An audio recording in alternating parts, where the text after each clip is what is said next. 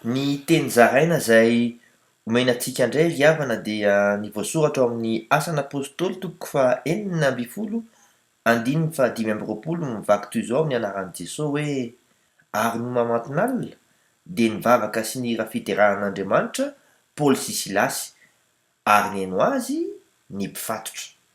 Midika izany ry havana fa na dia ao anatin'ny olana saribahana ary ianao dia manentana anao ny tompo hivavaka sy hidera azy.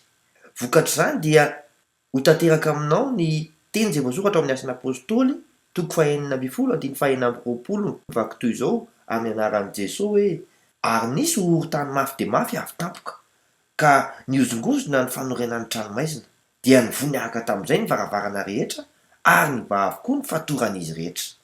Tena ovahan'Andriamanitra amin'ny fombany ireo olana mamatotra anao. Ary tsy vitan'izany fa ho babon'ny Kristy ihany koa ny hafa satria ho tanteraka ny voasoratra ao amin'ny Asan'ny Apôstôly toko faha 6:7-telopolo mivaky toy izao amin'ny anaran'i Jesosy hoe: ary rehefa nentina nivoaka izy roalahy dia hoy izy: tompoko, inona no mety ataoko mba hamonjy anao?